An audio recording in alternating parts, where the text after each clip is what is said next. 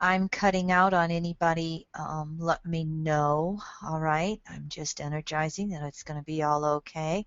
Welcome everybody to the beginning of our Saturn in Sagittarius series.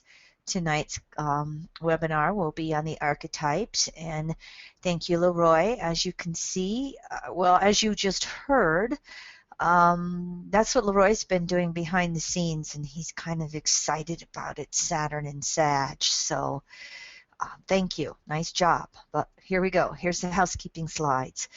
First of all, at EAN, you can listen to our free weekly audio podcasts. You can subscribe to our Astro Library. And of course, the multimedia course is in 3 segments. Here is a slide on the Astro Library that is currently in 3 different sections. You can subscribe 1 month, 6 months, 12 months, or you can do a monthly recurring that you cancel at any time. You can do this for any one of the sections, or you can do it for all 3 sections. Here's our multimedia course, and I'm getting that own little cutout. Am I cutting out for you, Leroy?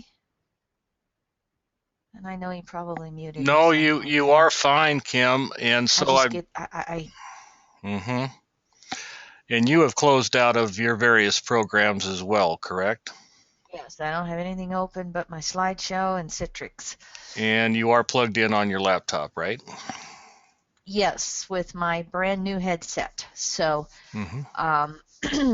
everybody, half a dozen people have responded on the board. So just to put your mind at ease, you are coming through just fine. Okay, all right, thank you very much. And so as Leroy was saying earlier, with digitizing our multimedia course and offering it 2 different ways, either still the physical binders and DVDs or just digital only with 100% of the information, Leroy's just completing that for segment 1. We're still in process of needing to do that for segment 2 and segment 3. So I just want to clarify that little bit for you. And of course, you can mute yourself again as I listen to you breathe, honey. And we got a recommendation from the board to twist the end of your little 1/8 inch plug on your headset, just kind of adjust that a little bit or reinsert it. Maybe that'll help you not be distracted with the audio cutting out. Okay. All right, kind of did that, so we'll see. Hopefully I'm going to be okay here now. All right, so welcome to tonight's material, Saturn in Sagittarius, with a beginning look at the archetypes. And so first of all, starting out here's the dates for you. Many of you are familiar that Saturn went into Sag on the winter solstice or just before the Christmas holiday for Christians. And with the exception of 3 months in Scorpio that you see on your screen from June to September of 2015, Saturn is going to be in Sag all the way through December of 2017. So it's a little bit of a longer passage for Saturn. We compare this to the fact that we're just finishing up Saturn in Scorpio here for just around 2.5 years if you take out the 6 months that it is going to be in Sag, which is what we are experiencing right now. So we'll return to this and look at these dates some more. You'll have the PDFs to look at this. As we get started, though, first of all, as I typically do, I like to start with some of the astronomy. It takes Saturn 29.46 years to go around the sun.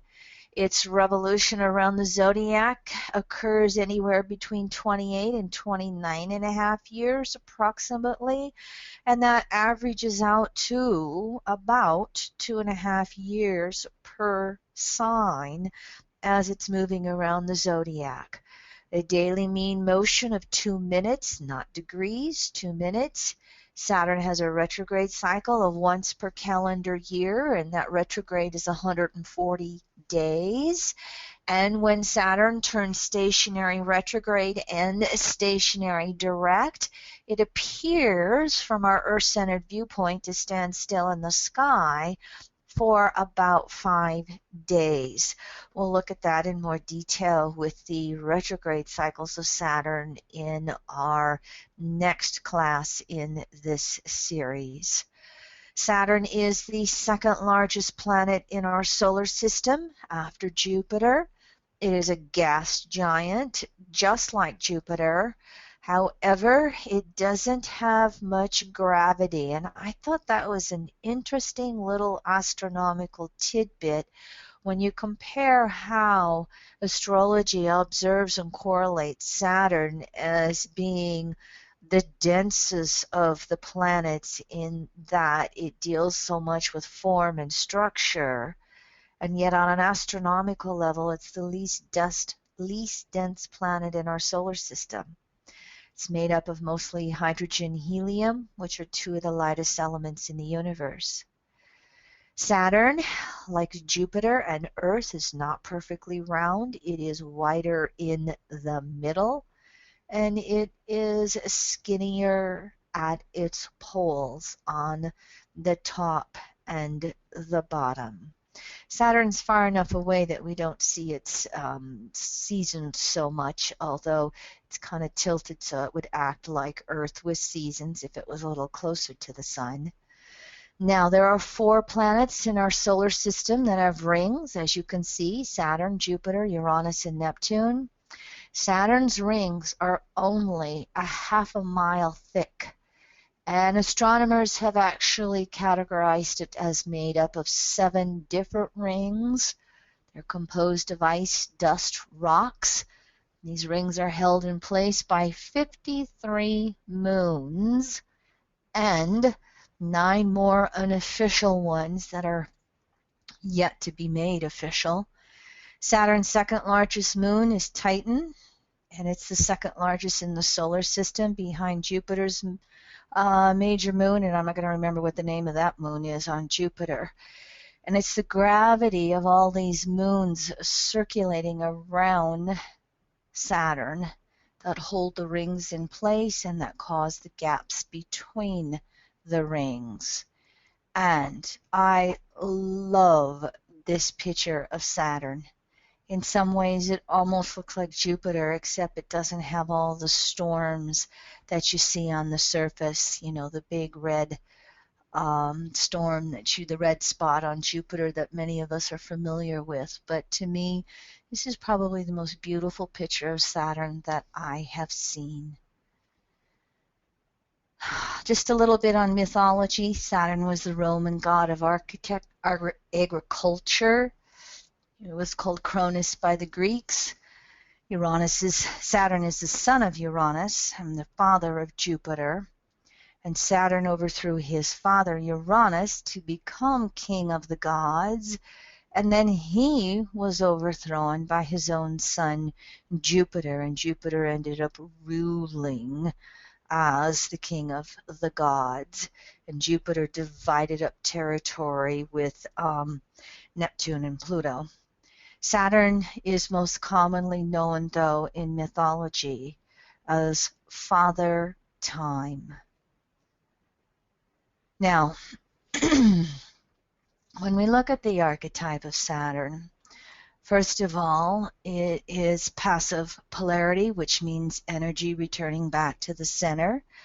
It is the cardinal modality, which is equality of action, and cardinal is always initiating. Cardinal modalities are many times known as 2 steps forward, 1 step back.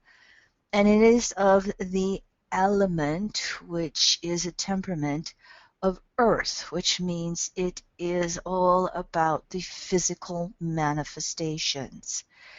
Evolutionary astrology most commonly calls Saturn the individuated consciousness, or the structure of consciousness.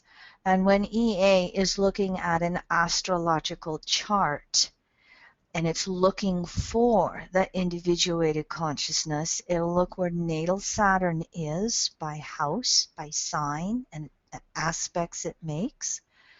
It will look to see where Capricorn is in the chart. Is it ruling a house cusp, 2 house cusps? Is it intercepted?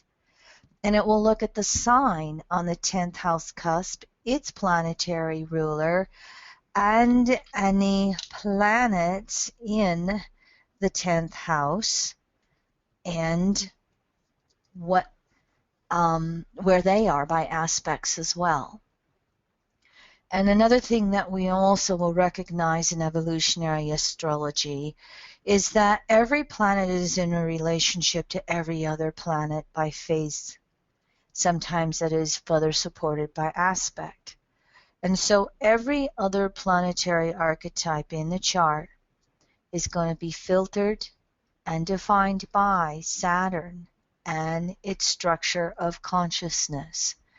And one of the most basic things that Saturn tries to do is suppress the unconsciousness, which we may know as Chiron, Uranus, Neptune, Pluto, all of the planetary archetypes that go out beyond Saturn. And for those of you, if you're starting to study the archetype of Eris, you can include that in there as it is beyond the boundaries of Pluto. And so Saturn is the boundaries of consciousness, what we can easily know in the manifestation of our space-time world. Saturn is also therefore, because when it condenses into a structure or into a form, the earth element, it's also commonly known as the principle of conditioning. Anytime a soul manifests into a body, it will have conditioning from its early environment, the Cancer polarity, the familial environment. It'll have its social or cultural conditionings. It'll have its religious conditionings. It'll have its economic and resources conditionings. And in EA, we will call those the environmental conditionings that any soul comes in with. These things are not necessarily known completely by the birth chart, although looking at it, you can start to get some glimpses of that. So again, through EA with observation correlation, one of the things we'll look for is what are the environmental conditionings for any soul. Saturn, via that earth element, will also relate to what we call the maturation process. And that maturation process, or that process of evolving through the early environment and becoming an adult, will be relative to any soul's environmental conditionings. And as we go through that maturation process with our conditionings, via family, society, religion, etc., we're going to become conditioned with what we will call standards of right-wrong conduct. And as we work through those standards of right-wrong conduct, we're going to have judgment relative to that. If somebody does not participate in those standards, we're going to have judgments of them. We're going to have judgments of ourselves. If we're not participating in those standards of conduct, we're also going to have what we would call conditioned guilt relative to those standards. And that guilt may or may not be what we would call natural guilt. Again, conditioned guilt via the environment that we have been brought up in and we have been conditioned with. The archetype of Saturn also relates to, of course, childhood, early environment, the Cancer polarity to Capricorn. Capricorn, all the parenting, nurturing parent, authoritarian parent. It's also going to relate to gender and hormonal issues as well through this polarity, Cancer, Capricorn, 4th, 10th, rulers, Moon, and Saturn. In general terms, Saturn is known as the authoritarian parent, the one who sets those standards of right-wrong conduct. And this may or may not be the father. In today's world, sometimes the authoritarian planet could be the mother. Saturn also will relate to the archetype of self-responsibility, meaning an ability to accept the responsibility over our own actions, our own efforts, and any results or lack of results from our actions, efforts, or lack of action, lack of effort. In other words, there isn't anybody else out there that's responsible for the manifestation of our world on an ultimate level except ourselves. And maturation is being able to recognize that. Saturn will also relate to self-determination, that effort or discipline it takes to take charge of our own life, to take charge of our role in society, to take charge of our job, our work, our career. And all of the effort in that area will easily create what we would call the accumulation of resources, the manifestation of resources or lack thereof in our world, the management of resources that we create through the space-time medium. Traditional astrology will many times tell us Saturn is the authority figure. It is our social positions out there in the world, the positions of leadership, our power structures, the ability to control things. And of course, as the earth element and even the cardinal modality, you would think sometimes fixed, but even the cardinal modality, as we have learned to create resources or achieve them, as we've learned to come into positions of power or leadership, as we've learned to manifest anything, once we have done it, Saturn doesn't want to let it go. It doesn't want to release it or surrender it.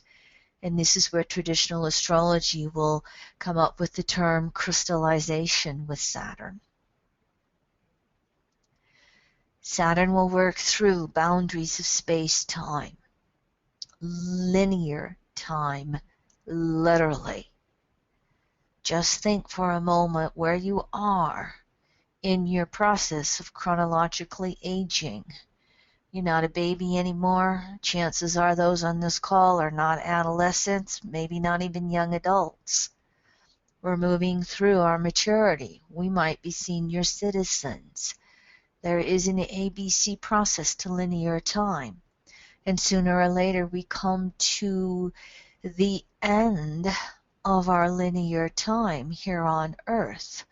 The body won't support us anymore. And so Saturn will relate to mortality issues like decay and death.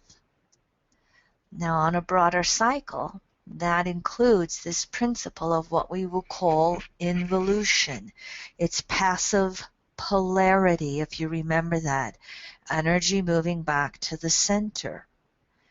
And so Saturn deals with involution, compression, depression, that outer world collapsing in some way and leading us inward to ponder why we can no longer support these resources or this position of authority and leadership, why our outer world no longer works anymore.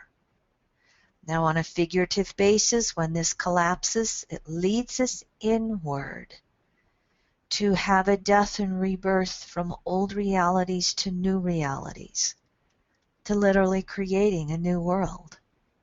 Cardinal modality. On a literal level, for all of us, this archetype will eventually lead to the death of the body and the return of soul back to spirit.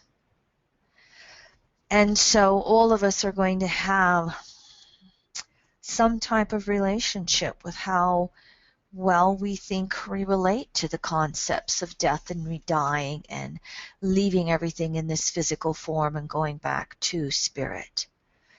For most of us, security is all bound up in its outer forms, outer security as we call it.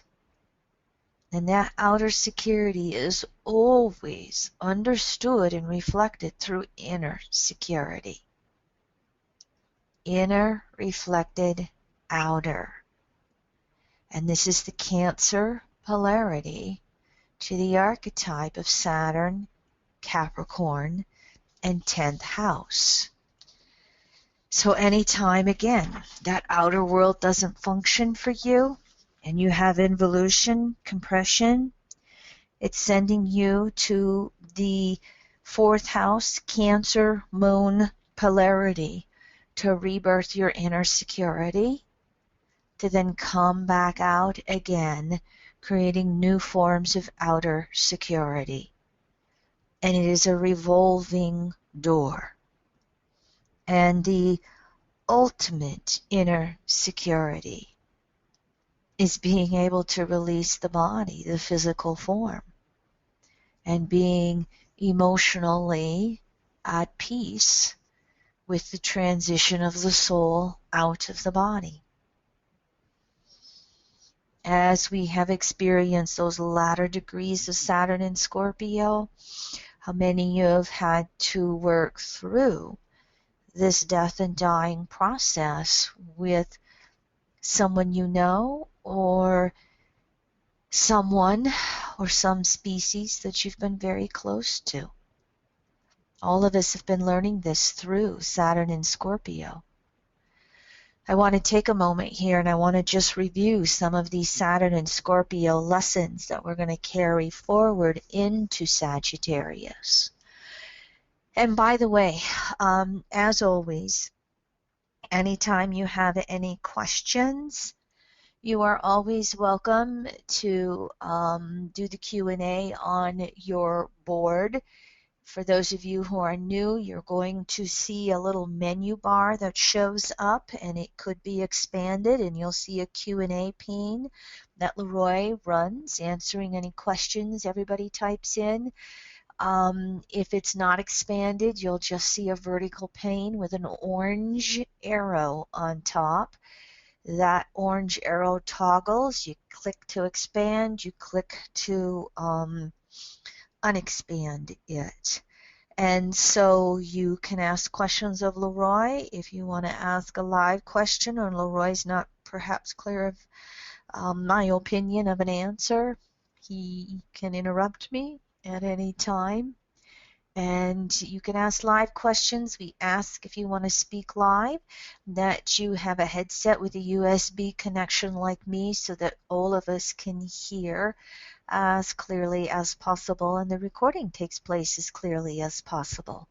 I think as all of us in the world of astrology move into this video webinar format, we're all going to become more and more comfortable of having these headsets with USB connections or earbuds with iPhone connections in our portable devices will get more active as they go through. I do notice, I don't get as a lot of questions. I hope that's because I'm doing a good job, but by all means, you can feel welcome to interrupt anytime if you would like to. I, for one, am loving this format. It takes a lot more work on my end, but boy, as a teacher, it's nice to be able to do it from the comfort of my own home and reach all of you out there in space, Uranus and Aries. So as we are doing a little review of Saturn and Scorpio, it went into Scorpio again, October 2012, and it just went into Sag, but we're going to have a 3-month review here this coming summer. Basically, one more time, we're going to have to work with facing the deepest levels of emotional fears we may have. And via that Taurus polarity, we're going to have to reach for our deepest levels, our deeper levels of self-reliance. And we're going to do that through a realignment with whatever we perceive to be a greater source of power than ourselves. And this greater source of power may be of a separating or returning nature. Separating nature may be a new job, maybe a new relationship, maybe an inheritance or a source, resources that fall in our lap. Separating nature is anything and everything that's in a manifested form. The returning nature is source energy itself. So, do a little reflection on this. All of us have been having, through Saturn and Scorpio, to face any and all emotional immaturities and restrictions. We've been looking at areas of neediness or enmeshment, and when we do that, we might become controlling, possessive, that old jealousy. We may isolate ourselves. We don't always think of this as Scorpio, but if Scorpio is not enmeshed, Scorpio can do that good old isolation thing. If I don't commit, then I can't lose.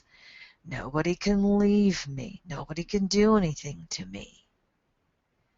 And what we are needing to do is deepen our psychological understandings versus denying that I need anybody. We can move through boundaries of power versus powerless. So Saturn and Scorpio, over the last 2.5 years, we've all been facing areas of powerlessness where we feel that. And that creates that perception of a greater power and how we want to merge with that. And of course, via that Taurian polarity, we've needed to go to that next level of self-reliance. How well have you been doing that? In your intimate relationships, in your career, in whatever roles you have in society, with your resources. Do you see resources as the ultimate power, or do you see them just as a means to power, with that ultimate resource being source energy itself? Saturn in Scorpio has required all of us to have a metamorphosis with our relating patterns.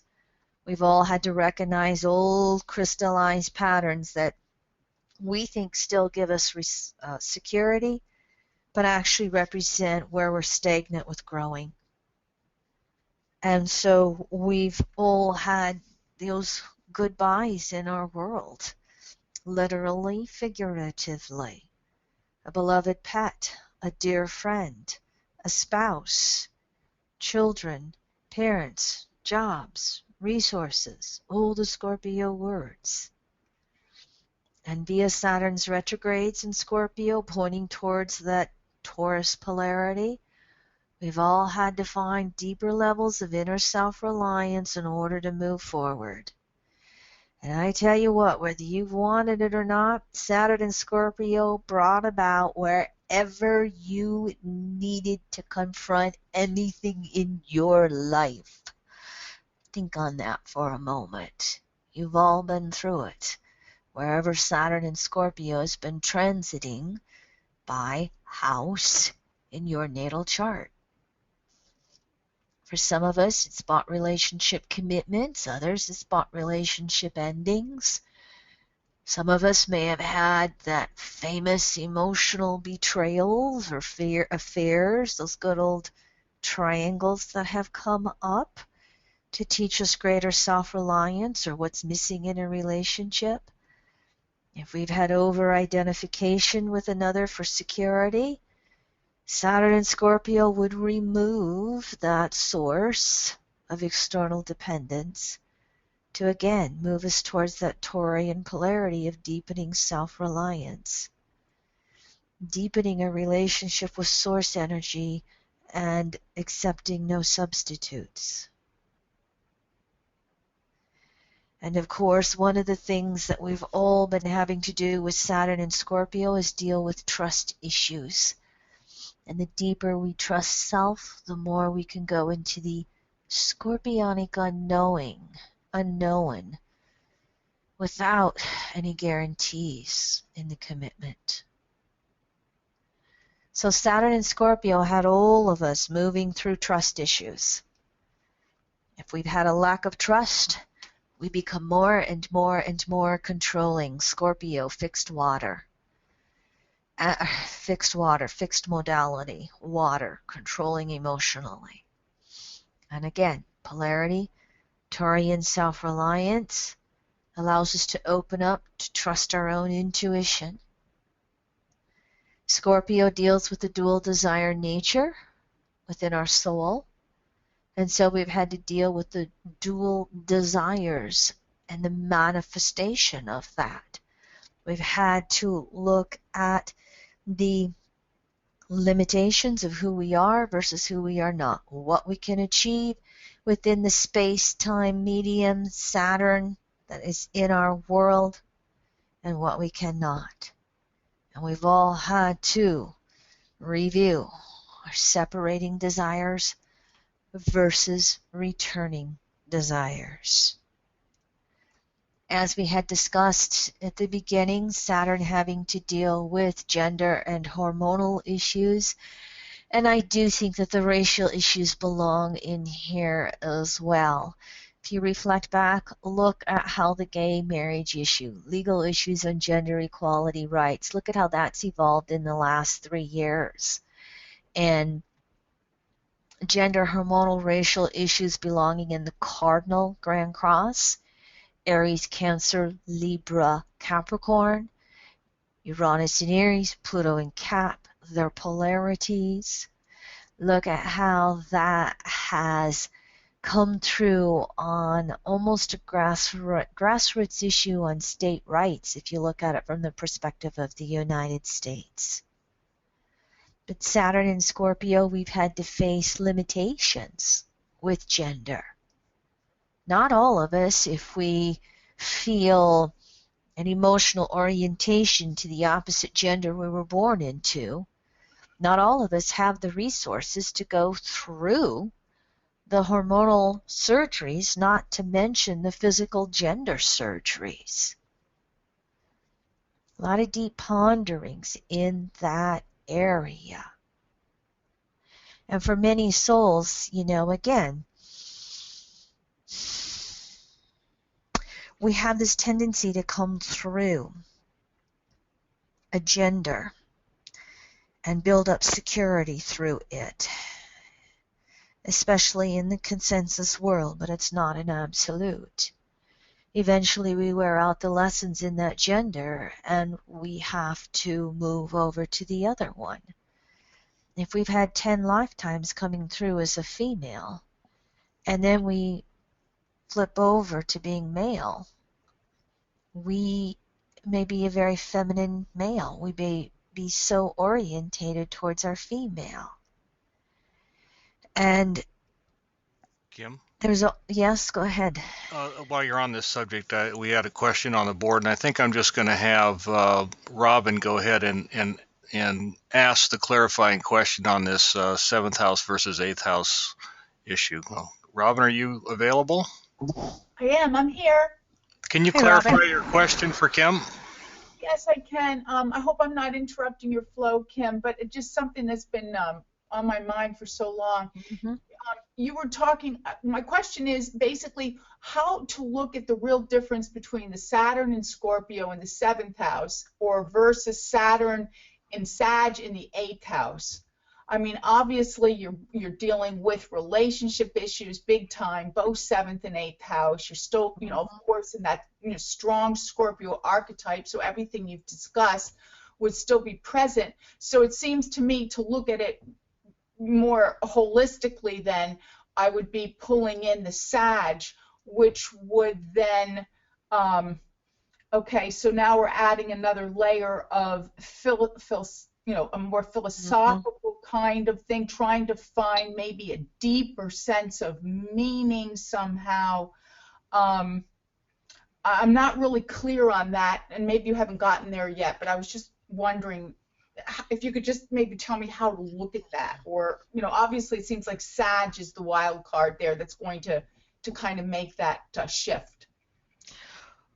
Yeah, let me just back up and first of all say that Saturn itself, Saturn, Capricorn, 10th house, the cardinal axis, Aries, Cancer, Libra, Capricorn, is going to deal with gender issues and hormonal, although we don't forget about Scorpio, Taurus dealing with hormones as well. I mean, that's the thing about astrology. It's never an absolute. It's never an either or.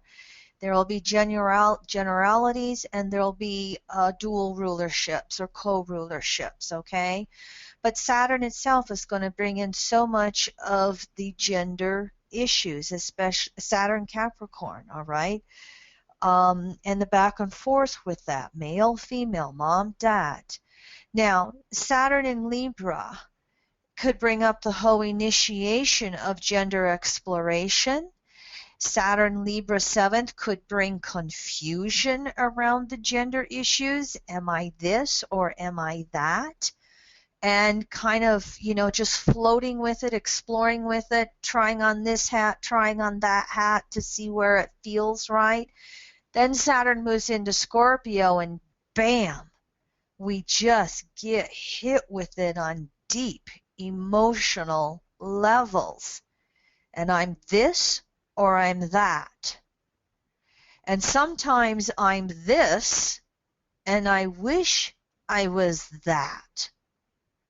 The female who all of a sudden gets slammed with recognizing I identify more with masculinity on emotional levels and vice versa.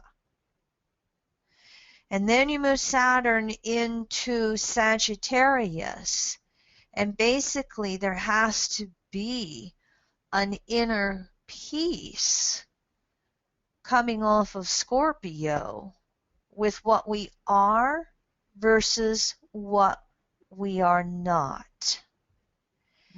And from the most philosophical level, if consensus society had an acceptance of reincarnation, it would be so much easier to counsel any souls through all of this gender confusion, identity, and inner outer peace, Libra, Scorpio, Sag. Is that answering your question?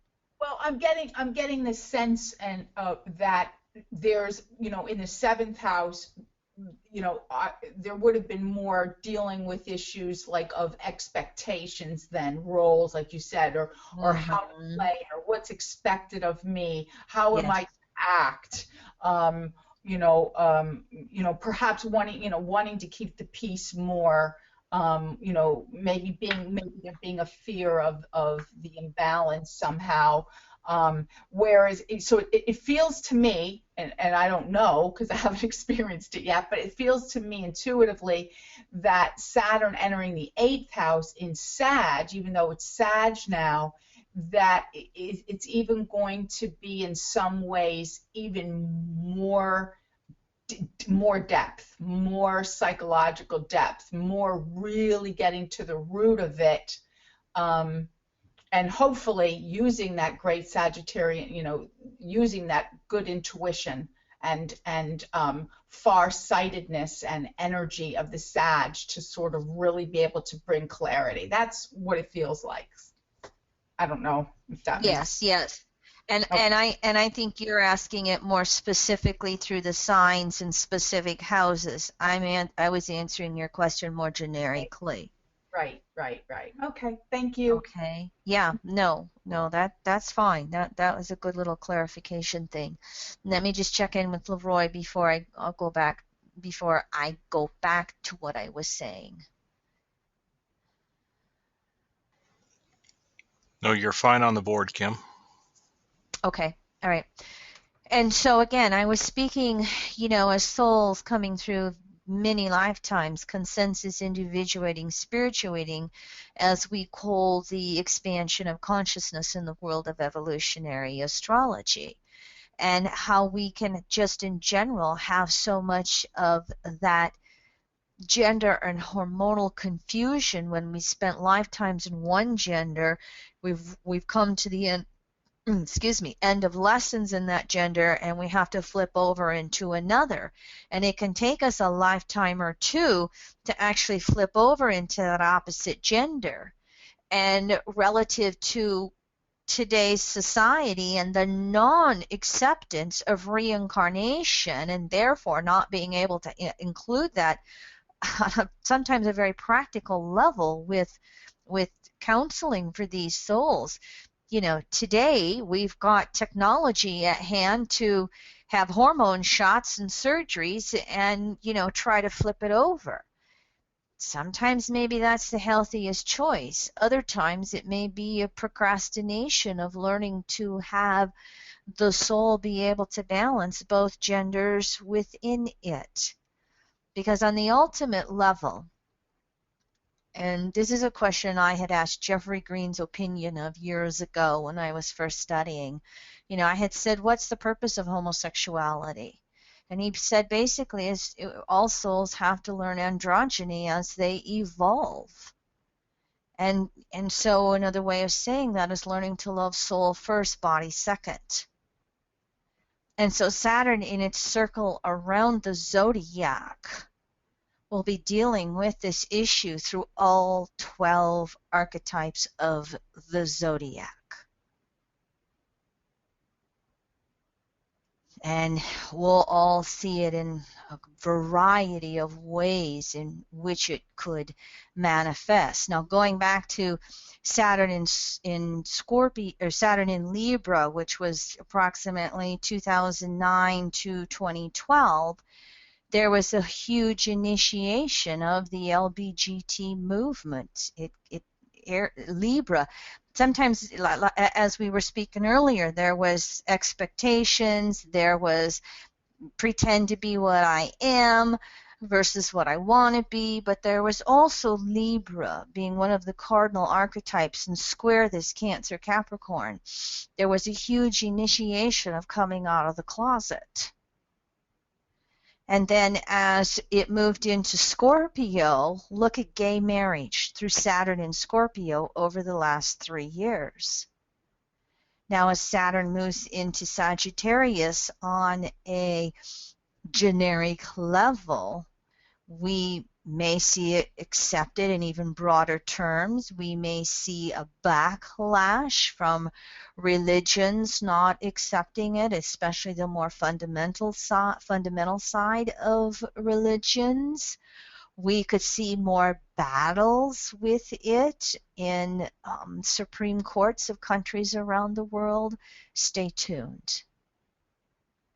Now, we also then have the whole racial issue that I think also is part of the gender and hormonal things. And where I get some of this is back from geodetics, and geodetics is where you start at 0 degrees Greenwich, England, and you go east around the equator and you have 360 degrees and you put 30 degrees Aries, Taurus, Cancer. Many times Africa has been dubbed the motherland. I'm not going to get into any is it Africa or Australia issues here. We do have a lot of the black race that came up and out of Africa, and that will relate in some ways to Cancer geodetics. And so just in general, many times that sign of Cancer relates to the black race. Racial in health and wellness astrology through EA is known to be through pigmentation, which was ruled by Neptune and Pisces in the 12th house. The human race, what is it? And humans were 99 point some percent all the same, and just that tiny little pigmentation creates the mixture of all the different races. So Neptune moving through Pisces can be bringing up the racial issues as well that we see in the news. Saturn is going to be some of these laws around races, and Pluto in Capricorn, as you can see between the protests that we've noticed recently in the United States. Of course, Saturn in Scorpio, to just move on here and finish up a little bit. That whole responsibility thing with Scorpio and all the control issues. We can go towards blaming somebody else because a codependency Scorpio gets exposed. And again, moving into control and possessiveness versus that Taurian self-reliance. So we've all had to deal with this in some degree, maybe not all of us literally to the point of relationships finally ending and the partner leaving, or us choosing to leave a worn out partner or somebody that we've just come to the end of the lessons with at this point in space-time or this lifetime. And of course, Saturn in Scorpio, there's been a lot of career and economic issues going on relative to the mutual reception with Pluto in Capricorn. We've had a lot of congregating of power grabs, that revolving door between, for instance, the banking elite and government positions on a federal level in the United States. This has also been happening a lot in Europe and most likely other places as well. On a positive note, Saturn in Scorpio, there's been a lot of entrepreneurialism. Whenever we have economic downturns, entrepreneurialism increases. Basically, people get the pink slips. They lose their jobs. They have to become resourceful, the Taurian polarity to Scorpio. Now, I probably not touched upon all of these Saturn and Scorpio reviews. Welcome to mention some with Leroy on the Q&A board if you want. I just wanted to touch some highlights here of what we were working with relative to the gender issues. Saturn in Scorpio, looking at the picture here, the fact of women being in politics, of women being CEOs, being 50% of one gender, and yet not being able to have 50% of the authority as a CEO. That came in the news a little bit through Saturn and Scorpio. Did we make some headway? Maybe we inched forward in this patriarchal world that we live in. But let me move on now to Saturn in Sagittarius. And here again, just a review for you of the dates. In your red, you will see the 3 months that Saturn is retrograde back into Scorpio. And as we look at Saturn in Sagittarius and we look at the archetypes of polarities, the 2 polarities, the 3 modalities, the 4 elements. Saturn again, Saturn Capricorn 10th house, passive cardinal earth. Sagittarius 9th ruler Jupiter, active immutable fire. So you see how we've got everything all stirred up. Versus Saturn and Scorpio was passive polarity. That was the only one, but anyway, as I was pondering this, and I a long time ago in the early days of studying astrology, was steeped in, go back to, never forget polarities, modalities, elements. Those are the building blocks to the 12 archetypes. And so I thought, oh, isn't that interesting how passive and mutable, active and cardinal, they're interchanging back and forth, back and forth, back and forth, and we're stirring up earth and fire. How we feel inspired to manifest, and how the manifestations will be combusted if they've served their purpose. So when we look at Saturn in Sagittarius, that structure of consciousness, that individuated consciousness, turns philosophical. It's moving from water to fire. We start to look for deeper meanings and deeper understandings to the cosmos, to the world as we know it, beyond the labels of the world. And just some key understandings from, again, the different evolutionary states of consciousness within a soul. For Saturn and Sag with consensus, there could be a strong tendency to go back to the past, mutable fire, mutable understandings. I'm going to put the picture together by letting you know that, kids nowadays just can't, I don't understand them. It was much simpler back in my day, and it was so much easier. And if we just go back to the morality of what we used to know, and if we just go back to the good book, then it would be okay. Kids don't know how to work today. You got to be able to, if you're not going to work, you don't deserve anything. And we simplify, the changing world and the ability. There are, how many souls, no matter what country we're in, have a desire to work, but there's no job to do. They can't find the work. And so we will see, again, consensus simplification, Sag, of any big issue. And an attempt to fit it back, to fit that square peg back into the round hole, so to speak. And when we look at it from a religious perspective, because what is Sag? Dealing with religion, spirituality, cosmological understandings, we're going to probably see an increase in religious fundamentalism in any way. And you don't need anything more than today's news and what happened over in Paris to a satirical magazine to just see Saturn in Sagittarius. Sag, when it's looking at that big picture, has to be able to have that broader understanding of it without being that Gemini polarity, sometimes so literal or judgmental.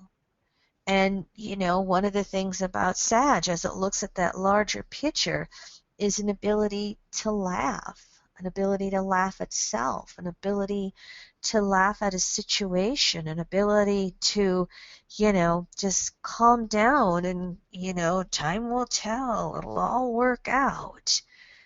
Well, the consensus world won't be able to do that. No, they take it literally. And so there is this desire to backtrack.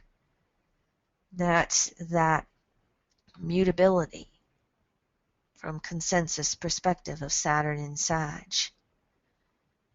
And again, the broader truths are reduced to limited black-white Gemini polarity rather than all of the shades of gray in between. And so we'll see this backlash come out with, the gay rights issues. We'll see it come out like today's news. We name your subject. We'll see it come, out in such a way as today and tomorrow were never as good as yesterday, and that's the problem. In other words, the simplification of deeper philosophical understandings to pictures and broader concepts. Now, that doesn't mean consensus doesn't evolve.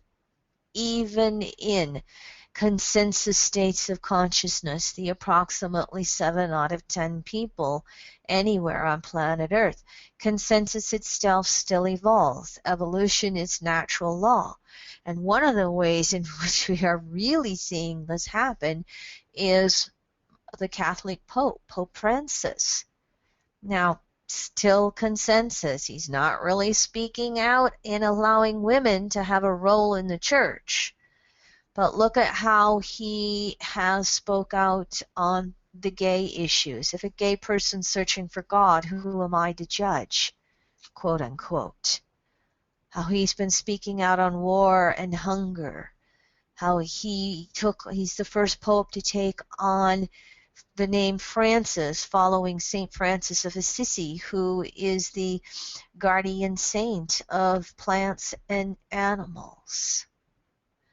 Look at how most recently in the news he refuses to go with all of the elitism trappings of the Vatican. And he's selling off a lot of his stuff, and if he has his way, he's going to sell off a lot of stuff in the Vatican that he just thinks is not right. I'd say that he's going to get on a roll through Saturn in Sagittarius because of how Sagittarius relates to our understanding of natural spiritual laws and principles and nature itself and moving through nature. Now, I just quickly looked for his birth data. I don't know if anybody has a time on Francis. If you do, type it into the board and Leroy will show it to all of us, but we definitely have a birth date for him and we know where he was born. So I just did the 0 degrees Aries chart for him, and you can see Saturn at 16 Pisces here, wide square to the nodes in Gemini Sag, in opposition to Neptune in Virgo, square these nodes. And so this is a gentleman a soul who has skipped steps from past lives in ultimate responsibility, Saturn in Pisces, and with having a very devotional nature. And he is here working to make amends for it. Transiting Chiron is already on this Saturn right here. And as Saturn moves through Sagittarius and comes to a last quarter square to his Saturn, we may see backlash from the consensus Vatican elite, trying to come back at him. We may see him in the news eventually. Should he be Pope long enough, we'll see transiting Neptune in Pisces go over this Saturn in a few years and oppose that natal Neptune. And, there may be big news that comes along when transiting Neptune and transiting Saturn in Sag make the squares and conjunctions, oppositions to this natal Saturn. Again, I think he's the most hopeful Pope we've seen on a consensus level. And so my point is, with Saturn in Sag is, just because a lot of the consensus gets very fundamental and rigid, it doesn't mean that the consensus world is not going to evolve.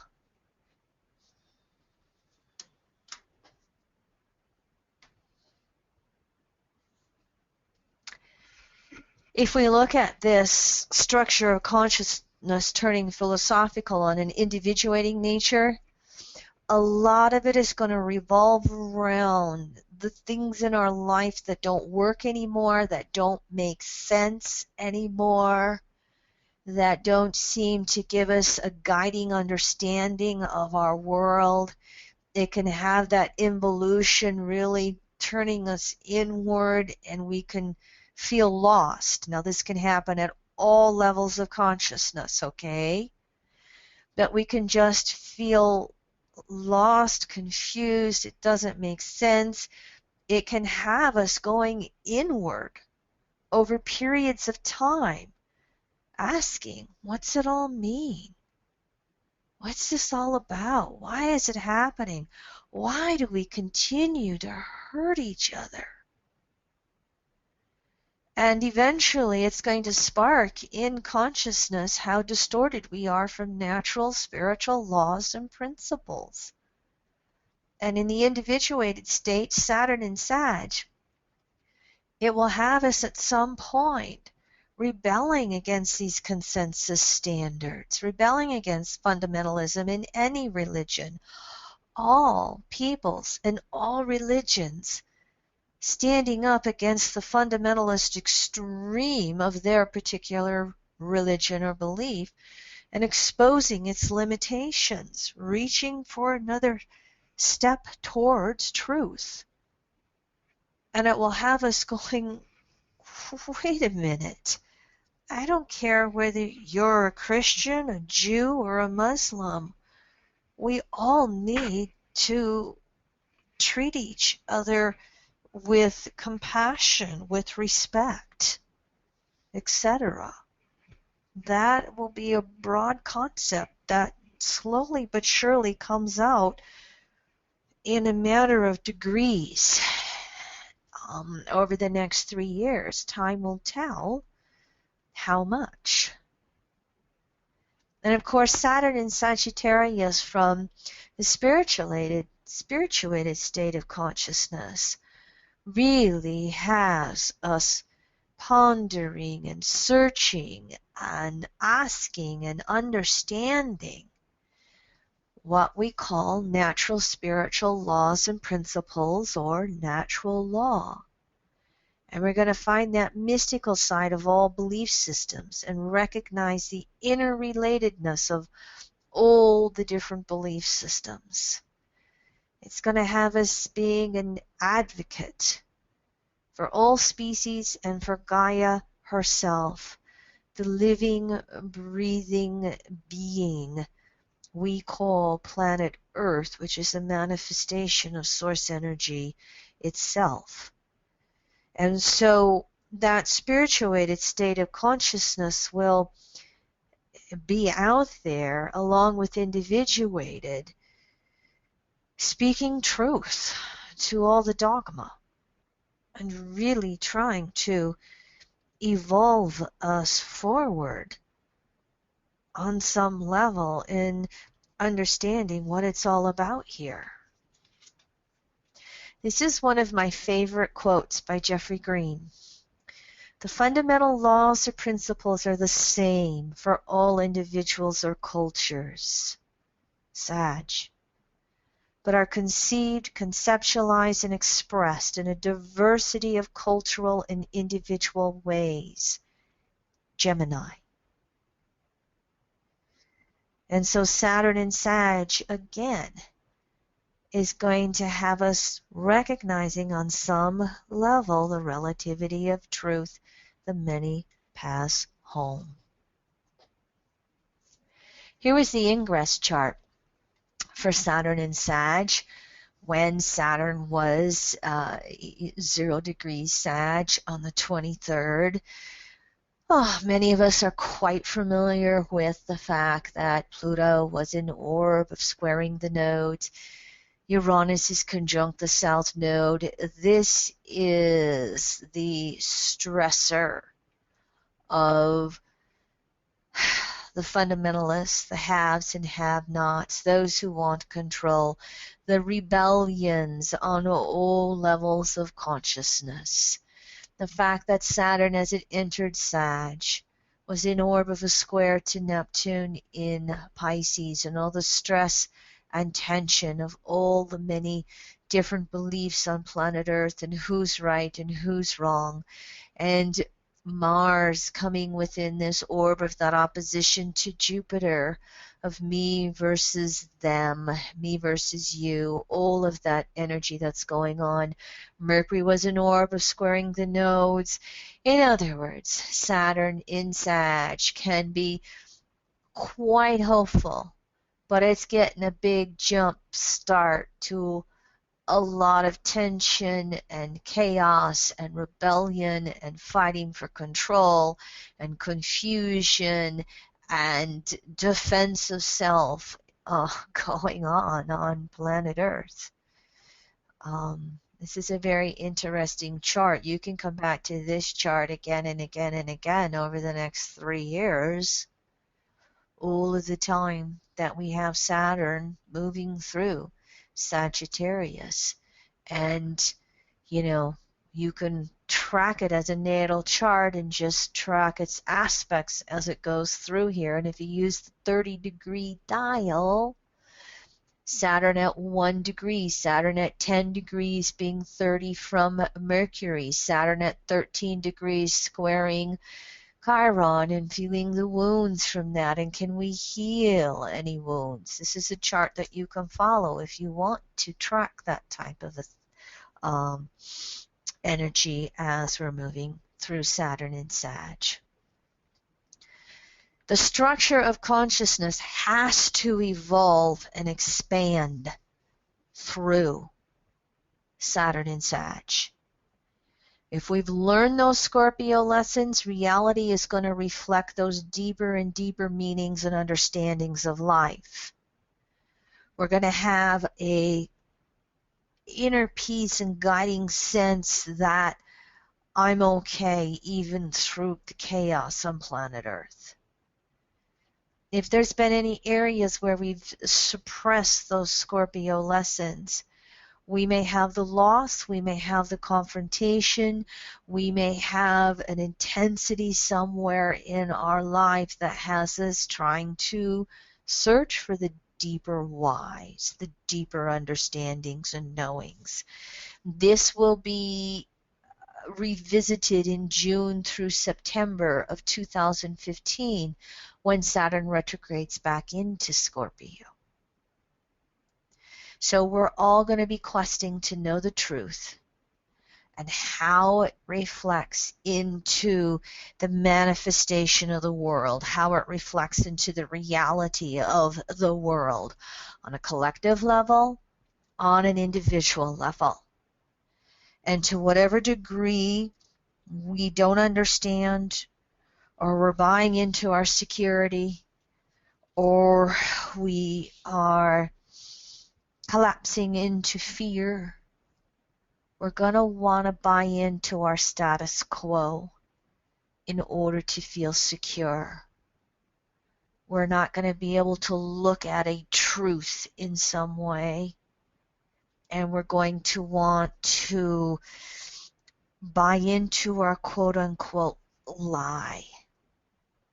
We're going to buy into it on a very personal, individual level in order to feel safe, in order to feel secure. We're going to buy into it on nationalistic levels, on religious, cultural levels, whatever way. And what we really need to be doing is questioning everything. Questioning what we know. Sagittarius, that old teacher versus preacher. And so Saturn in Sag is going to require a strong degree of willingness to change with the times. Mutable fire, to change with our understanding of it. Now, in the second class in this series, when we look at the Saturn in Sag cycles, we'll look through some of the aspects that will spark this stuff, and we'll look at the retrogrades, etc. And, you know, Saturn in Sag, as you saw with the ingress chart, already is within orb of Saturn making a last quarter square to Neptune. They'll move in and out of that over this first retrograde cycle, and then they'll have the last quarter squares here coming up in 2016-17.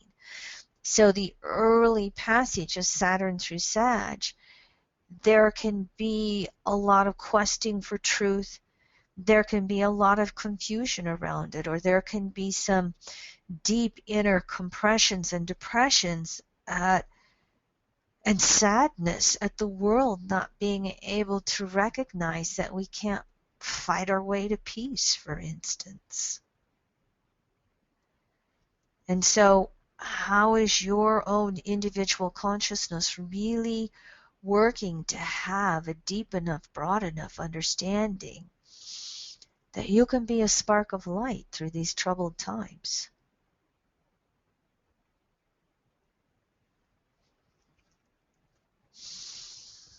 Those Saturn standards of right, wrong conduct, they're going to undergo evolution. On an individual basis, things that we thought were okay are going to become, no, not anymore. You know, societies, look at how, for instance, on the gay rights issues, more and more people polled in the consensus world that are being gay is not for me, but I'm not going to judge somebody else around it. Look at Black Lives Matter, and look at, you know, people standing up and saying all lives matter. You know, we can see this expand and grow in the whole haves versus have-nots, in that everybody has a right to, you know, a decent job, and the freedom to worship, and the freedom to express themselves without somebody shooting them or blowing their head off because they popped out a cartoon. Governments will go through the same thing, from local to regional to state to provincial to national to international. There's going to be waves of governmental entities recognizing limitations of structures and having to evolve and change in those ways. There will be a lot of changes with laws. And of course, Sag, you know how Sag works with lies versus truth? Whew, just expect waves of lies and corruptions to be exposed. The Christie Gate, you know, when he closed down that bridge a couple of Septembers ago, all of the early reports were handpicked, and they couldn't interview the people who were directly involved. There are some reports going on behind the scenes. Look at things being exposed in that way, just as we had the U.S. torture report exposed here late this last year as Saturn went into Sag, and, you know, truth coming out in a variety of different ways. You name the area and there'll be a scandal around it as Saturn in Sag exposes a lie. Perhaps many of us will start to recognize it, how the mass media is so controlled, and how, you know, one of the things that'll go on through the next 3 years is this whole battle over net neutrality, and having that freedom of the press on that ultimate level called the World Wide Web. Religious scandals, financial scandals, I mean, we'll get tired of them by the time we get through the next 3 years.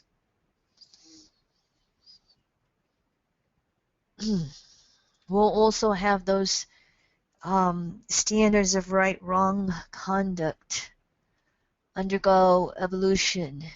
Again, gender issues, hormonal, parenting, children.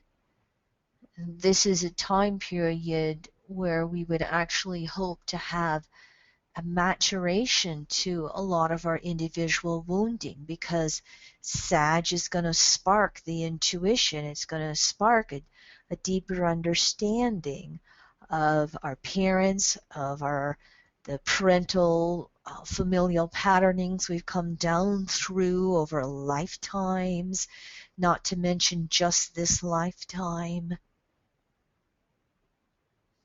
Again, one of the biggest things around gender hormonal issues is being able to recognize the soul first, the body as a reflection of that soul.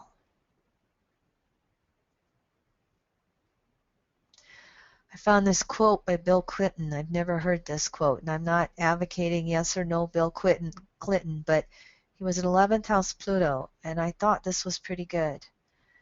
All of America loses when any person is denied or forced out of a job, Saturn, because of sexual orientation, Scorpio.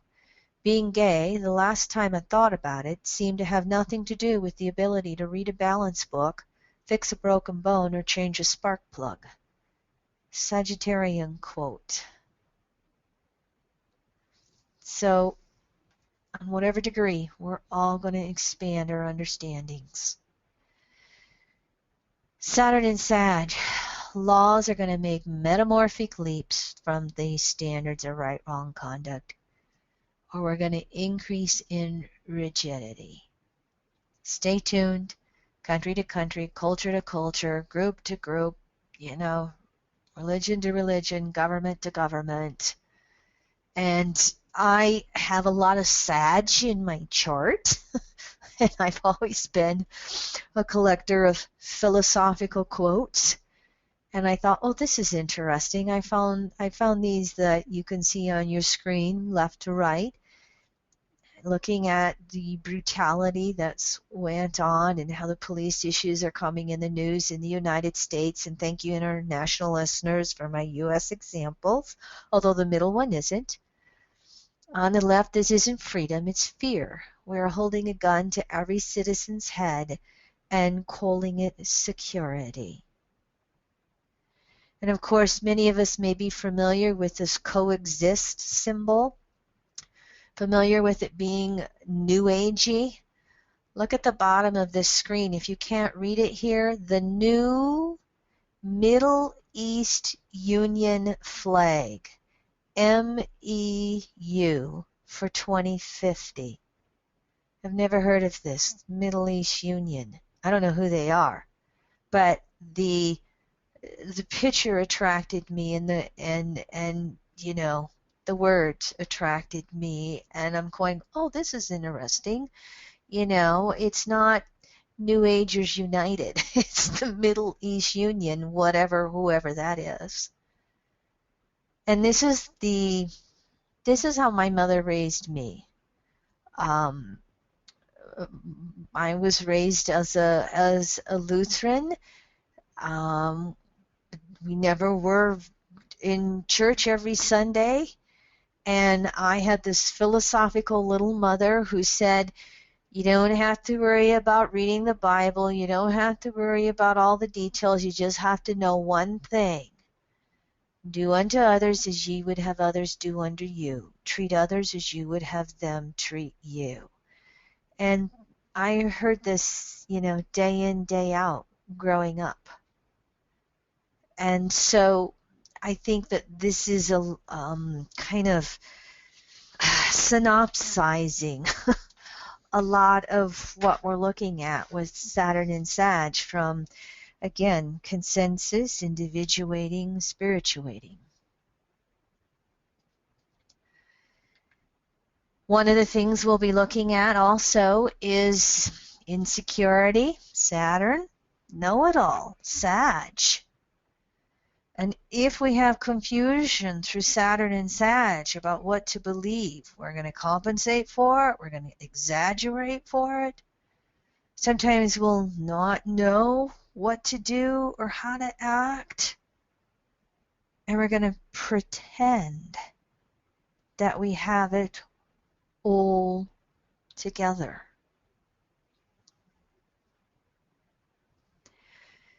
So Sagittarius looks at integrity principles versus exaggeration. It looks at authenticity versus compensation. And so Saturn in Sag, on another level related to this, is going to have to help us evolve self-responsibility, self-determination. Can we stand in our own truth, or are we going to compensate for it? Can we be who we really are? Or are we going to try and pretend to be more than what we actually are in order to feel secure? Are we going to recognize where we're in integrity with ourselves or where we're not? And many of us are going to be sensitized to BS. We're going to be sensitized to when somebody's exaggerating, when somebody's compensating, when somebody's pretending to be something that they're not. And the Gemini polarity, we're going to call somebody out on it. We will have people calling us out when we're doing it, when we're compensating or lying or exaggerating or just telling a story because maybe we don't want to hurt their feelings. So Saturn in Sag is going to be asking all of us to align with our inner truth. And then we have to go the next level and align inner truth with universal truth. I have a quote for this at the end to help us do that. For right now, again, it's remembering truth is simple. It's us humans that complicate it. So when it comes to that Saturn concept that's called conditioned guilt because of those right-wrong standards of conduct, we have to go back to asking those questions. Is this a natural guilt? Is it natural guilt? Many times when it's there, it's just a deep, deep guilt that leads us to say, there is something I must do or there is something I must say in order to make it right. And when it's conditioned guilt, we have to question this. And we have to deeply question it. I know I didn't steal the pack of gum, even though I'm being accused of it and I'm acting like I did. Wow, is that the depth to my conditioned guilt? Or how come I always act guilty in all these situations? How do I learn to love myself enough? Square to Virgo, square to Pisces. And recognize the conditioning within my soul. The Saturn and Sag squares to Virgo Pisces will become emphasized throughout 2016-17 when the nodal axis goes into Virgo Pisces. We'll look at that in more detail with the cycles class next week. Kim? And so, yes. A question on the board, as we you indicated that Saturn and Sag, of course, will eventually make that last quarter square to Neptune and Pisces. Anna wants you to expand a little bit on an example of universal truth versus relative truth. Can you give her an example? Universal truth versus relative truth? Well, the most... Universal truth. Give an example of universal truth. Okay. Concept of reincarnation. If you look at nature, you look at the cycles of the seasons, you look at the cycles of the animals. And for those of us who can remember past lives and that physiological response in the body when we have that type of memory. Everywhere you look, life is a cycle, is a circle. And so being able to understand on a universal, timeless level the concept of reincarnation, perhaps most of you on this call would recognize that as a universal truth. And yet, from relative truth, look at how religions have suppressed reincarnation. I had a client within the last couple of weeks who wanted a session with me because somebody had recommended me to her. And within the first few minutes of the reading, I always ask, are you comfortable with the concept of reincarnation? Yes, I am. Okay, well, I then look at your astrological chart to show me the patterns within the experiences of your past lives. I try to look at it from a broad concept of the patterns, not worrying so much about specific lifetimes. I may use that as example. You can see whether or not that fits for you. Oh, I have no patterns in my past lives. I came in a blank slate. And I says, I'm sorry. I don't think I'm the best astrologer for you. Perhaps you'd like to find a different astrologer to work with.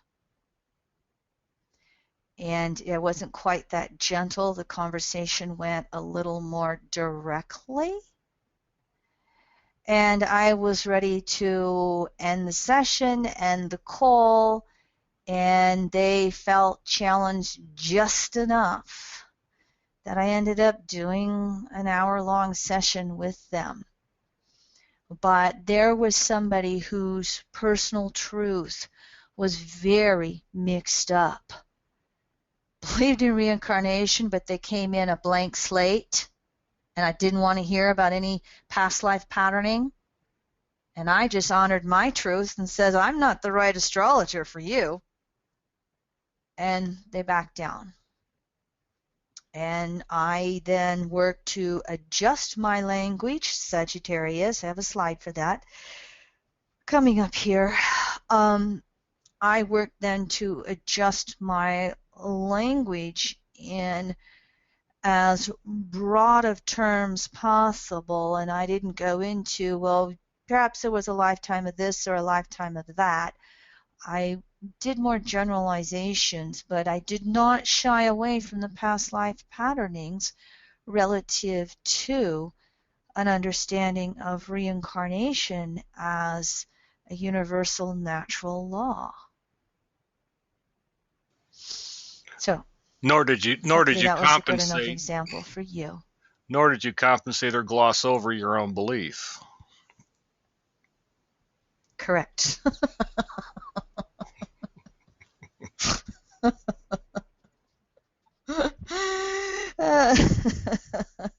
Nor did I belittle the fact that they just knew they were going to create hundreds of, well, tens of millions of dollars.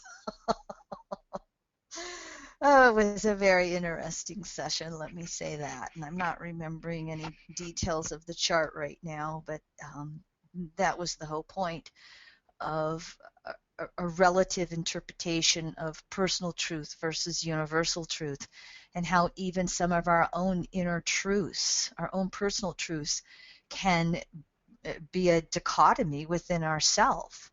How can you believe in reincarnation or state you believe in it and then state you believe that you came in a blank slate? Yeah. If I remember correctly, there were planets square the nodes. Oh, yes, it was that 1963 time period where Jupiter in Aries was square the nodes in Cancer, Capricorn, and you know what Uranus, Pluto has been doing to the charts of 1963 in the last year. It's Mm-hmm. been smack dead. Uranus has been on that Jupiter, and Uranus has been on, or Pluto has been opposing that South Node Cancer conjunct the North Node's Capricorn. And North Node Capricorn, they've been just having to face reality and limitations of reality. And it just seems like I've had enough clients from 1963 over the last year that I really started picking up on that, not to mention that I have some friends who were born that year, and some of them making some real leaps of growth. Jupiter square the nodes is skip steps with a simulation. Not just skip steps with belief systems, but Jupiter is that process, that ability to evolve and expand and grow is dependent upon how well you can assimilate your understanding of something. And Saturn will resist it where it feels insecure.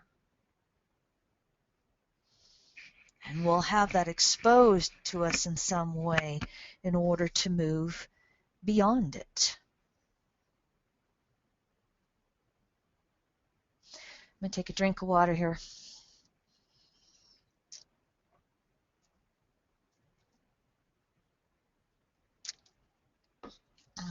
Thank you for allowing me to do this. Another concept with Sagittarius is what we call alienation. And basically, alienation lessons force us to expand our understandings. You know, those simulation process I just mentioned? If we're not doing that, we can feel alienated. And oh, by the way, those 1963 babies, many of them feel alienated because Jupiter's in Aries and it's square the nodes, and they're racing ahead, and they get slammed back into their past, excuse me, because they haven't taken the time to assimilate and learn something that they don't want to look at. Many times in the 1963 births, Cancer Capricorn, it's going to go back to the family of origin in some way and take in their position in society or career or whatever. In this woman's particular case, the same person who felt she came in a blank slate, she and husband created a business together, and she's left him, came back, left him, came back, left him, came back. She had just come back when she got the session with me, and a lot of it revolved around evolutionary discrepancy, choosing a lesser evolved partner in order to feel in control. And yet the last time she left him, he changed all the bank accounts, and I don't know if he forged a death certificate or what, but told the bank she was dead, had her taken off all the accounts. There was a bit of money, and she couldn't access any of it.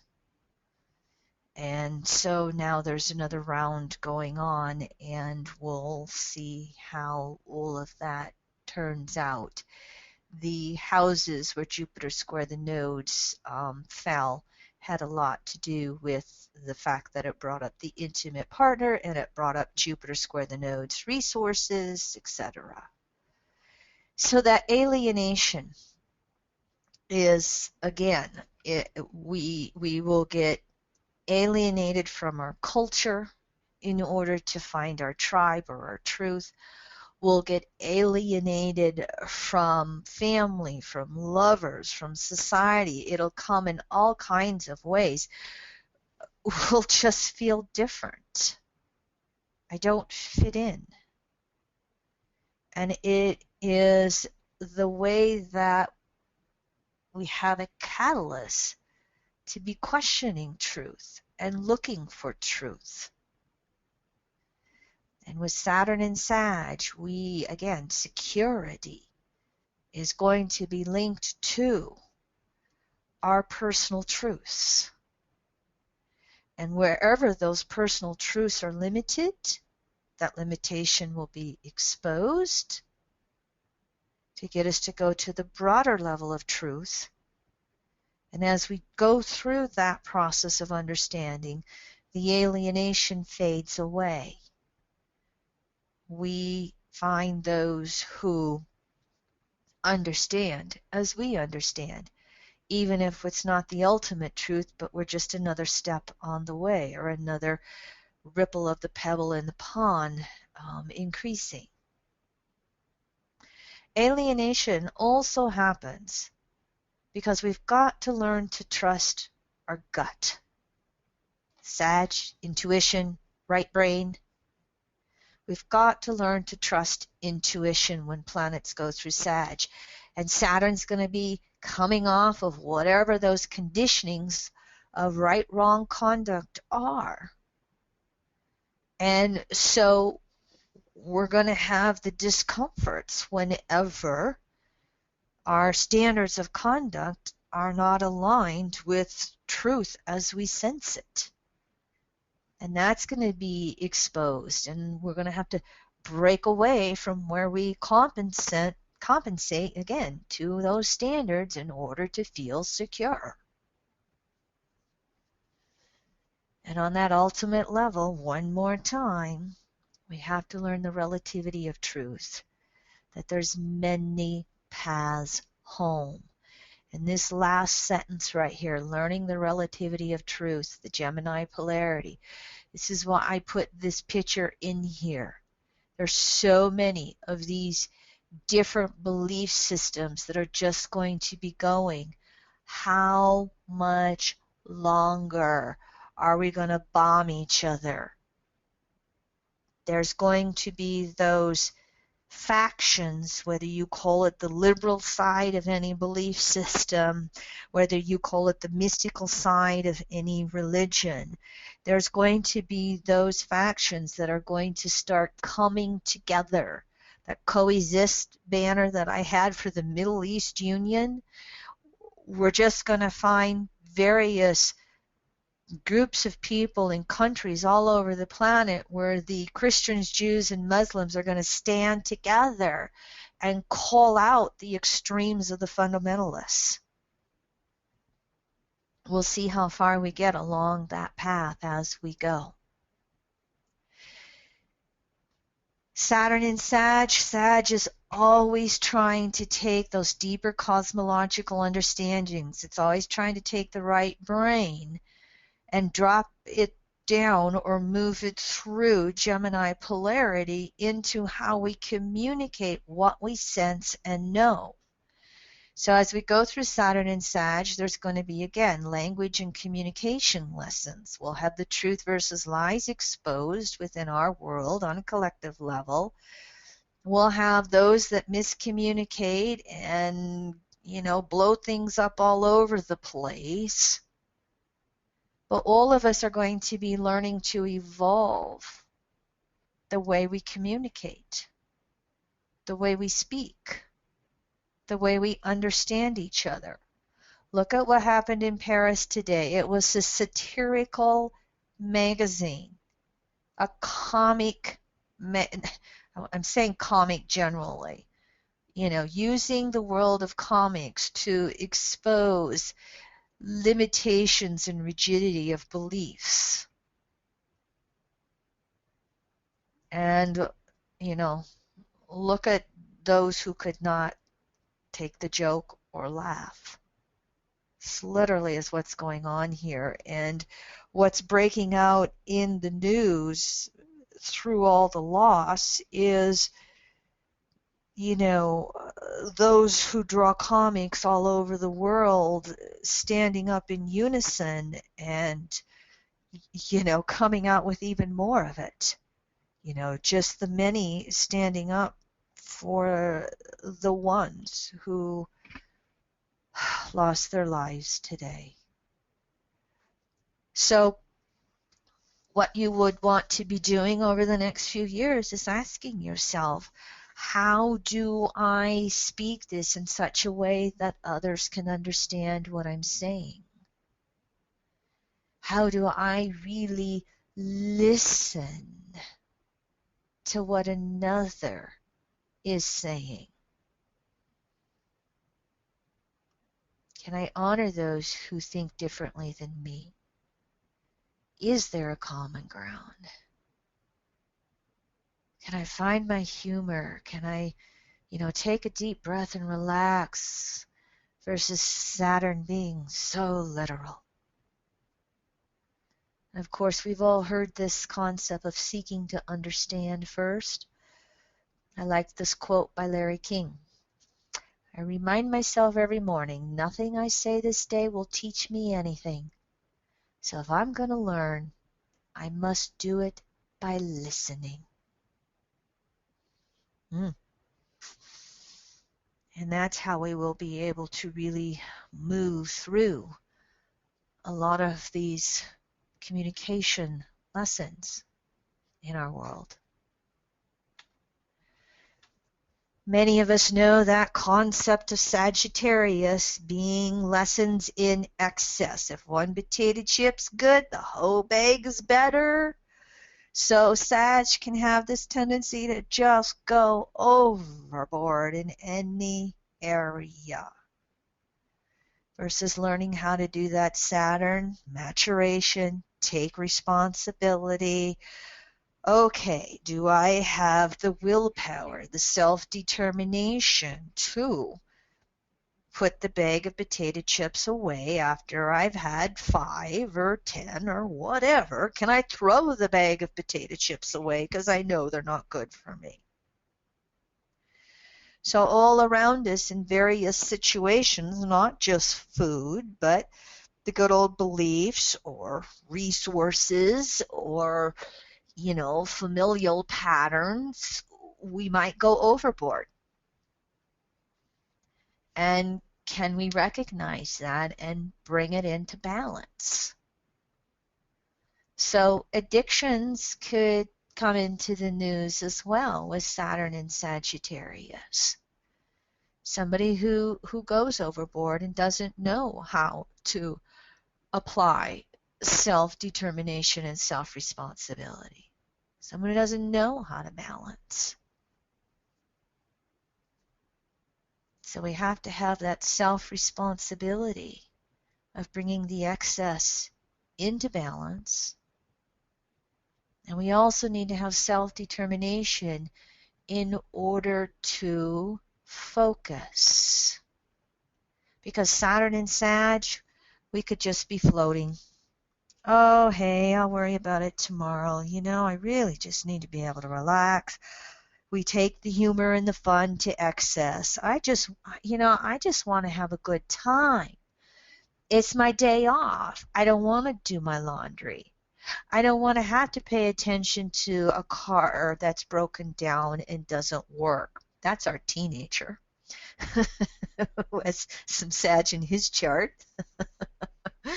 And so, are we just gonna, what's that? What's the French word? Laissez-faire? What's that mean, Leroy? I've heard that word. I know how to use it in a sentence, but I can't say that. Does it just mean laid back or lazy or Laissez-faire. So what? Who cares? Business as usual. Laissez-faire. Yeah. Easy rules of business. Yep. Okay. And, Saturn in Sag, when we reach those deeper understandings, we have to follow through with some action. We have to utilize that self-responsibility, self-determination in our world. Now, I wanted to focus just a little bit on resources. Saturn is resources. Saturn in Scorpio, as we come off of that over the last few years, there's been a lot of stuff on some big, broad, international levels that have really been doing some underhanded things behind the scenes. Those of you who have worked with my teachings for a while know that I'm a very strong advocate of public banking versus private banking, and private banking kind of rules the world. And so I do expect a lot of this to come out. There was a lot that was done during the 12 years that we had Pluto in Sagittarius from 1995 to 2008, you all saw that economic downturn when Pluto went into Capricorn. And yet, behind the scenes, Pluto following through in Capricorn, they're just trying to crush any and every rule in so many westernized countries that have to deal with fairness and equity. And you know, many of us are aware of the extremes between the haves and the have-nots. If you want some basic understandings, I would refer you to the 2 lectures I did called Time and Money, Past, Present, and Future with Robert Gover in the fall of 2013. The easiest way for me to tell you about those is in section 3 of the Astro Library. I tried to take the basics of monetary policies and break it down as simple as possible. But Saturn and Sag, we might see a lot of our banking elites returning to their gambling heydays. They already did. They've been doing it behind the scenes through Saturn and Scorpio. And there's been close calls that we just don't even find out about. There's been power shifts and power grabs that we just haven't even heard about.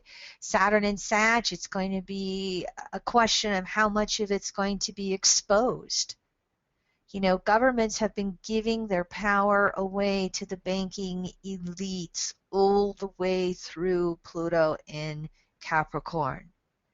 In the United States, we had the 2010 Act, and you may remember what it's called, Leroy, that basically outlawed bailouts. You know, we allowed our government and taxpayers to bail out the banks in 2008, and then we outlawed it in 2010. And when we passed our basic financing functioning of government bill last December, we restored the bailouts. And that means when the banks fail, they can go for a government handout. I ask each of you in the United States as citizens, how well have you gotten government bailouts if you made risky gambles, etc.? The other thing that's been happening since 2008 on a almost worldwide basis, especially in your westernized countries, is we've established bail-ins, and they're coming from what we call Basel III, or the Bank for International Settlements in Basel, Switzerland, that has basically been given the final say for not only the U.S. Federal Reserve, which is a private central bank, also for the European Central Bank or the European Central Union, which is also private. They get to have the final say basically almost all over the world.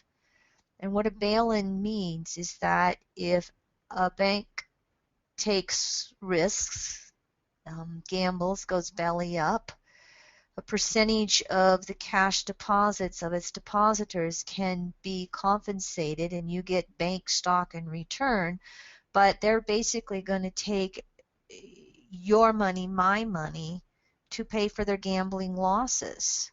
Not only that, basically they've changed the rules around where when a bank goes belly up, instead of the depositor, being first in line to be safe, the bank itself becomes first in line, and all the gamblings with risky adventures become first in line, and the creditors with the cash in the bank become last, or on a practical level kind of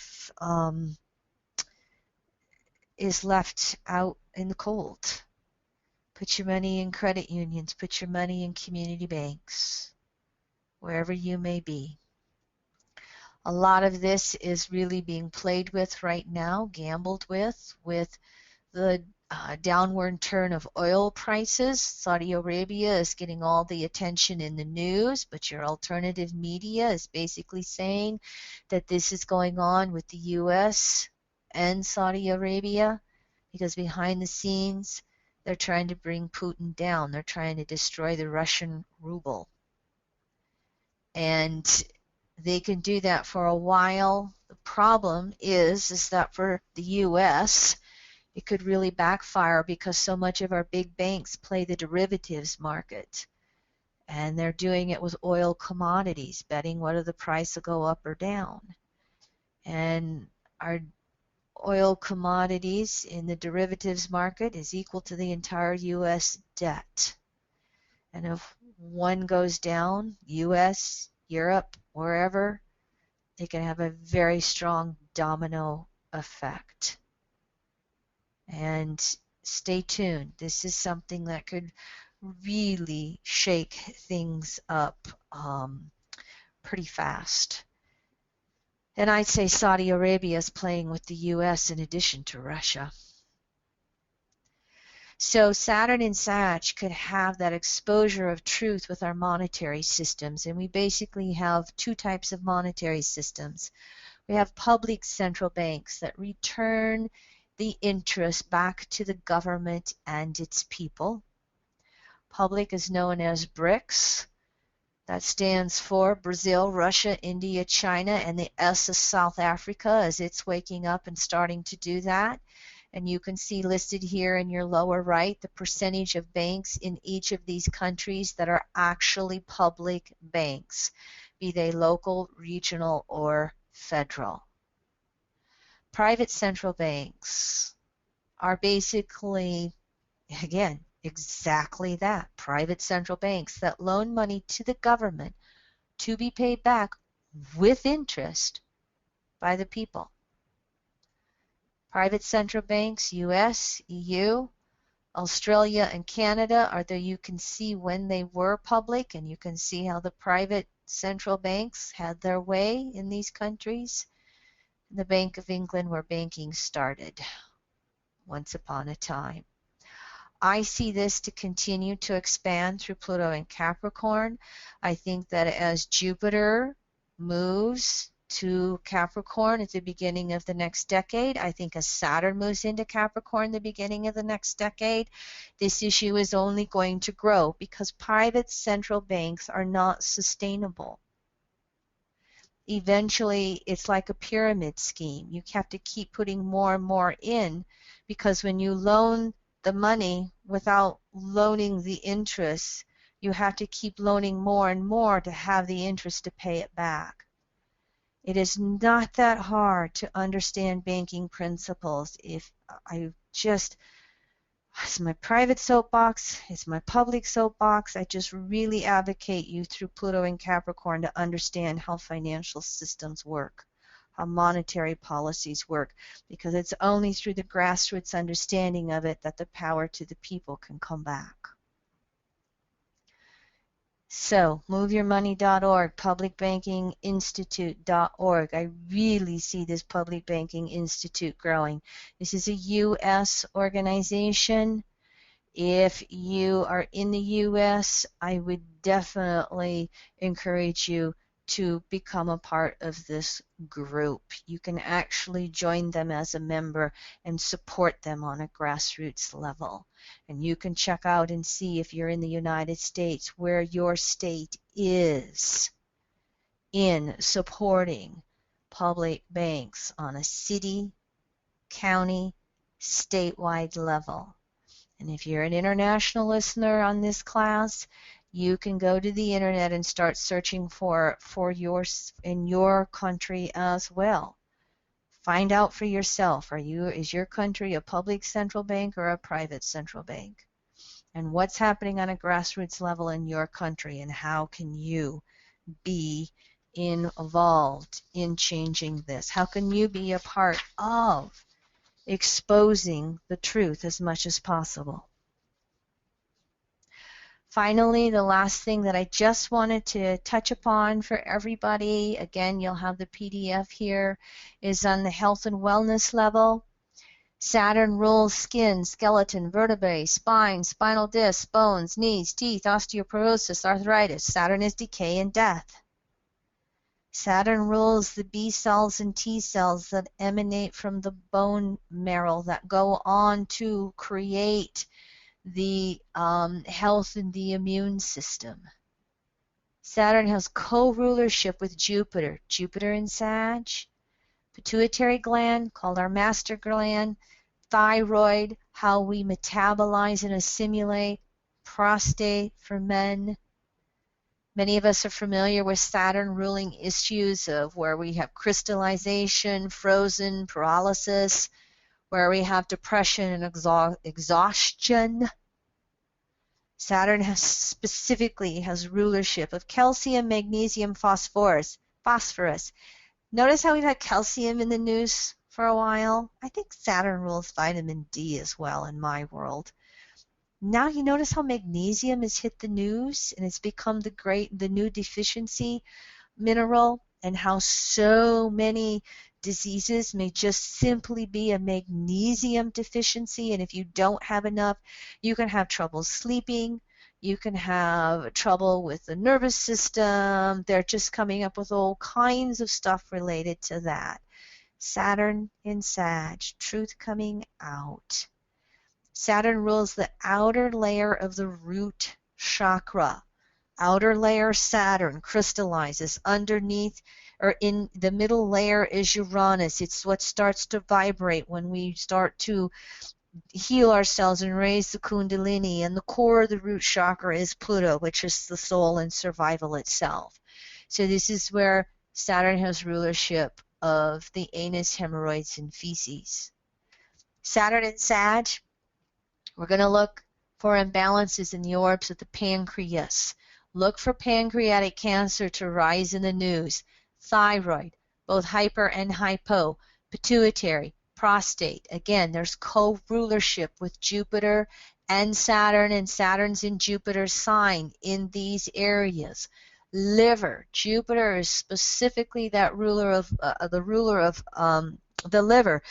You know, the liver is one of the largest organs we have, and the liver rules hundreds of enzymatic processes in the body. And so you could see, you know, a lot of liver dysfunctions that'll go on, or a lot of liver excess that will go on. If you go head to toe, Aries to Pisces, Sagittarius, and therefore Jupiter rules the sciatic nerve, which is the area of the hips, thighs, and down to the legs and feet. You will see this moving through the news. Saturn in Sag, that's switching between left brain, right brain, left brain, right brain, left brain, right brain, and I'm so confused and I can't figure it out. And that need to just slow down, take a deep breath, calm down, take a walk, be in nature, and allow those answers to intuitively come through. So Saturn in Sag, these are all Sagittarius, Jupiter, absent-mindedness, accident-prone, balance issues, those things that come through. Jupiter, assimilation, physically, the assimilation of any and all nutrients, which is basically controlled by the thyroid, again, co-ruled Saturn and Jupiter. I spoke about the liver issues. You'll see all kinds of breakdowns in these areas. There's dysfunction, enzymes, hepatitis, gout, anemia, blood in the liver. You will see breakthroughs in these areas. Prostate issues. The prostate is regulated with zinc and silica. These minerals are both ruled by Jupiter or Sag. You can see some breakthroughs in those areas. And of course, because Jupiter is excess, you can see excess growths of all kinds. Having, you know, the tumors, the abscess, the fibroids, you know, or wherever something's growing, you know, just, again, going overboard in those areas. So here's these dates again that Jupiter's in Sag. It's just went in, goes back to Scorpio, June through September, and then we're December of 2017, Saturn in Sag. It will feel like a relief compared to Scorpio. All right? You will definitely feel that. Finally, I'm going to leave you with these thoughts. What is the deepest and broadest level of truth I can understand? Ask the question. I want to know the truth. I want to know the truth. And finally, a Louise Hay quote that I have been saying an entire Saturn cycle. That's interesting. I just had that flash. I either discovered this through Saturn in Scorpio or Saturn in Sagittarius 30 years ago. I don't quite remember. I have to look this up. Everything I need to know is revealed to me, and everything I need and desire comes to me in my highest and best time-space sequence. I think it was Saturn in Scorpio. I'm going back to 1984, 1985, when I was first exposed to Louise Hay's book, You Can Heal Your Life. Looks like it was Saturn in Scorpio. All right, thank you, everyone. I know I've went the 2-hour limit. Any burning questions from anybody?